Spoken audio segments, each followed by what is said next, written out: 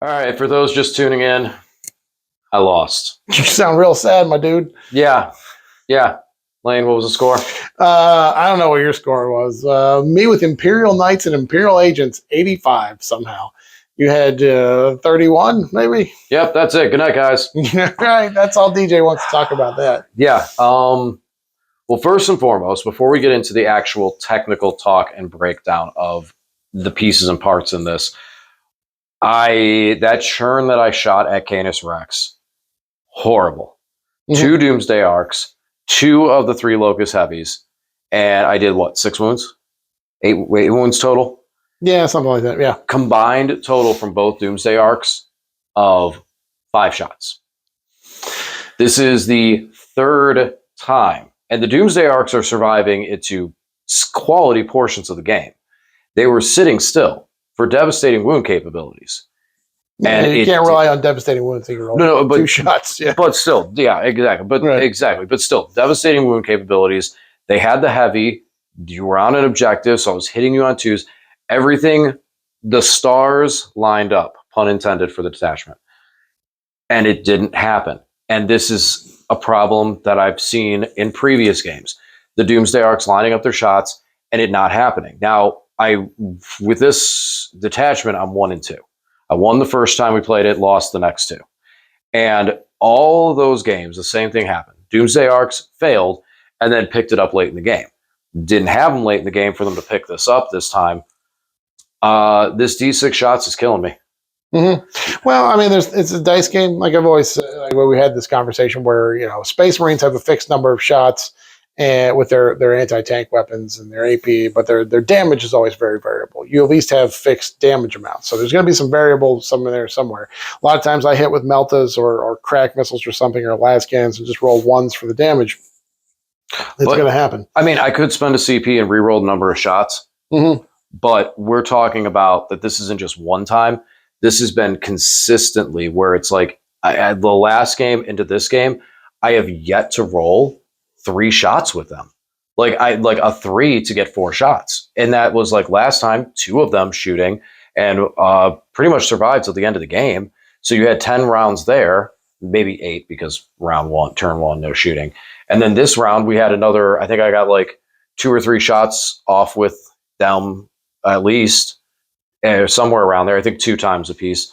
So out of that, we have like 10 times I'm rolling the dice, and that's happening. Mm-hmm. I mean, granted, yeah, that's statistically terrible and shouldn't go that route, but now that's leaving a very bad taste in my mouth. Yeah, but like you were saying, you're trying to build a GT list here, and in a 5-round GT, it's going to happen. You're going to have a game, one of those 5 games, you're going to roll real low on a lot of the variable and shots. I don't feel comfortable with that. Yeah. That's what this ultimately, my statement is coming down to. I do not feel comfortable with that. Mm-hmm. And I will say it straight. I do not feel comfortable with this detachment at all. Mm-hmm. Maybe it's just not in my play style and everything that's going on to it. I know people said, oh, Flayed wants to block. Flayed one's blocking wouldn't have helped. You would have bowled right through him. I mean, I could have potentially slowed down the Eversor and done some things over there, but that they wouldn't have helped. What was some of the Scorpex? The Scorpex were great. They actually hit for what they do. They messed some stuff up. They were able to get out there and do what they were supposed to do. They made your infantry get on the board. They cleared that stuff out of there and put me in a great position. But having both big knights literally survive till the end of the game, and neither one went down, was crippling. Mm-hmm. I couldn't take either one of them. Like Canis Rex was at too much strength, and then I failed to charge with the spiders. And it was just too much. It was too much. Yeah, Canis is surprisingly durable. His profile is just a regular Imperial Knight profile, and then it's 22 wounds, toughness 12, 3 up armor, 5 up invuln to shooting. But the fact that he gets a free or reduces a strat by 1 CP every turn, not every battle round, means that on my opponent's turn, I can use it defensively. So I can put up the rotate iron shield, so 4 up invuln.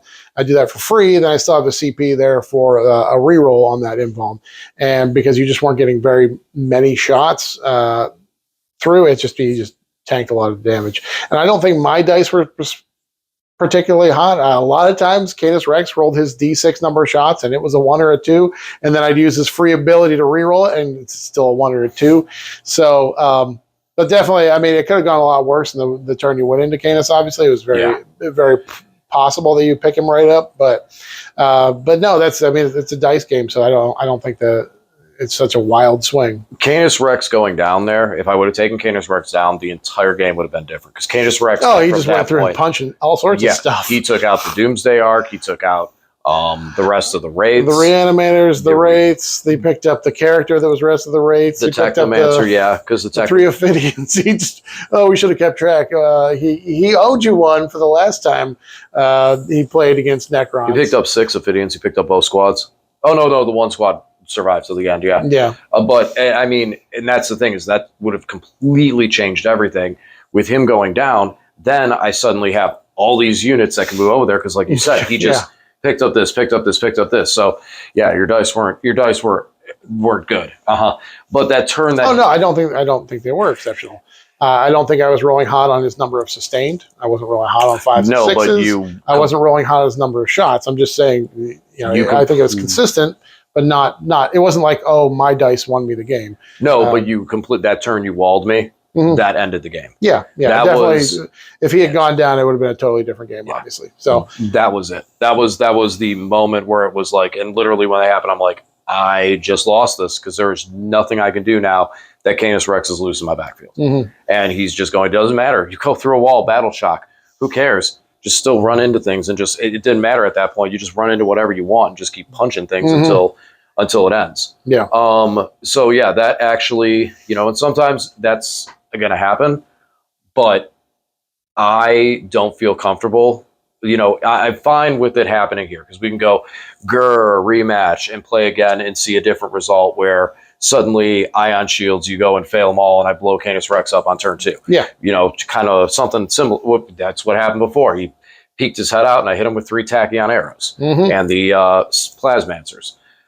But ultimately, I think the biggest thing is that this is not, when we played the list the first time, when I first put it on the channel, I said, this feels like your style of list. This doesn't feel like my style.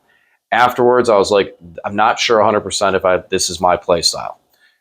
Coming into this, even with the tweaks of like putting my unique spin on things for what the toolbox is, deployment and that I like, I still don't think this is my play style. Running behind the Doomsday Arcs, it's not happening for me. I can't really do it. So yeah, I know the Doomsday Arcs are too swingy, and it's just, I don't know. Some other people like them, but we were, the thing with the Canoptic Doomstalkers is that you can take more of them because they're cheaper, which means you have more dice that you're shooting with each time, more variable numbers of shots. So if you're throwing more dice, then you're, it's going to even out those swingy dice rolls. Well, also the Reanimators have that disgusting Overwatch. That's very, and very they Overwatch on 5s. If you're Canoptic Court, full rerolls, very strong. And there's still flat 3 damage, which is still good. So, but yeah, I haven't been really impressed with this. Like I said, I played against Star Shatter at a tournament with my Blood Angels, and ran right through my opponent, just tabled him by the end of the game, just shut him down on scores, because I was able to move through the train and avoid getting shot, and then just push right into his army and shred through it. So I think it definitely has damage output potential. But we're talking in a mission like this where objectives are disappearing, like you're losing your army ability to get +1 to hit on objectives when there are less objectives at the end of the game. First problem, I need to have an army to use that ability with, and I was getting kind of nullified there. Yeah.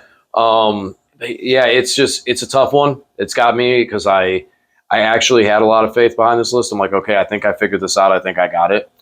Way wrong. I got to go back to the drawing board on it. So it's just going to be a matter of, I don't think I'm going to be sticking with Star Shatter. Couple options, which I'll probably, since next week I do want to run the agents. That's definitely happening. I think that they earned their spot. They earned it today. 665 points of agents contributed to the Imperial Knights. Yeah, so I'm going to run them. and then I'll probably start putting together lists and see where I want to go with Necrons. There's a couple of things. I do still like the obeisance and run stuff with Xeris. I mean, he's still really strong, and he still gives the aura for everybody for -1 to wound, so or -1 to hit. Or sorry, armor contempt. Yes, AP armor reduction. contempt, and it floats. And it floats, it doesn't go away. So there's still that. I do like him a lot.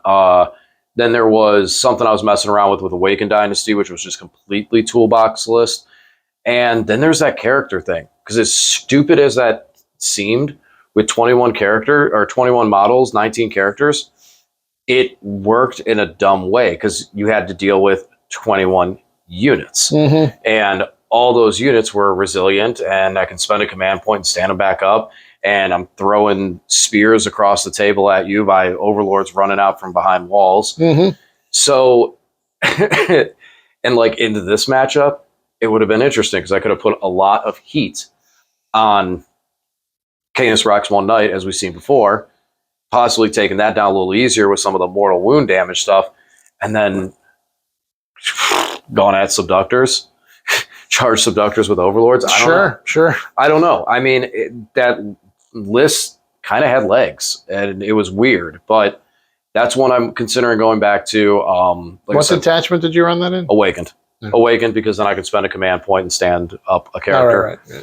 It allowed me to do some cool things with Xeris because he has lone op as long as he's within range of a Necron unit. So I could put a character behind a wall and put him in front of the wall and go, haha, you can't see me, and move up to an objective. Mm-hmm. So that one is something of interest. And then I do kind of want to relook at the Annihilation Legion just because it got a buff in the last data sheets. I can't fully remember what it was, but they did give that. They gave that detachment a buff, and it kind of buffed the Locust and some of the shooting aspect of it. Still feel like lacking the invuln is going to be tough. Like not having enough defense. That was kind of one of the things I ran into when I ran it before, was that it just felt like once you hit AP2, my stuff just started disappearing too quickly. Mm-hmm. So, but yeah, the other ones like Awakened Dynasty is still Old Faithful, Canoptic Court. Go back into that and try and tweak it to what's going on. The only issue I was having with that was scoring secondaries. So make a couple tweaks. Ophidians have been doing really well, and try and maybe run the Canoptic Court, go that route. I'm not sure. Or as people are going to probably try and push me, just take Imperial Agents because I know they're so good. Watch, I'm going to go on like here first. Watch, I'm going to go on like a winning spree with them. I'm going to lose next week or so. We'll play next week. Will be a fair game with the assassins and that, and then The big question is, what do you want to play against? What do you want me to bring if you're bringing Imperial Agents? Well, I'm going to be playing Imperial Agents. I'm going to be playing the new detachment, which is which is the assassin based one. Okay. So we've seen Blood Angels a bit. I mean, part of me wants to say, why don't you? This might be a good time for you to just bring the new Votan detachment, one and done. I know you really don't want to play Votan. That new detachment is trash. Is it really that bad? It's garbage. Yeah, it does not interact with judgment tokens at all. It does. You lose the giving 4 units judgment tokens, and then the benefit you get is you reroll ones to hit against the closest target, but only with units that are not blast, no blast weapons. And it's a terrible. Yeah, basically you don't give out any judgment tokens at the start of the game. Okay. So you only get judgment tokens when things die. It's a bummer. No, it's a bummer. I don't want to talk about it. We'll figure something out. Maybe Death Guard, because they're bringing lots of characters. And if you have assassins, you get to kill lots of characters. That's true. Yeah, you just reduce my stats, but there's still a lot of different. I mean, it's still a lot of characters with that aspect. That might be a good one. But yeah, I think not Space Marines. We've seen them a lot. And I know that we're going to be seeing them again soon because I need to run into that wall with whatever I'm going to play. I'm kind of sold into Necrons. I do want to try out that AdMech detachment. We were looking at that the other night. And there's some interesting stuff. Originally, I was very sour on it, but now I'm kind of looking at some stuff, and there's a couple interesting things, especially how I like the Castellan robots. But yeah, I'm not sure. Death Guard might be a good one. Might reduce me a little too much, but I mean, your stats are already terrible. Reduce about the assassins. They're the ones I'm worried about. Reducing all the Imperial Agents from toughness 3 to toughness 2. Oh no! Now your bolters win me on 2s. Yes, they do. It's terrible. That's terrible.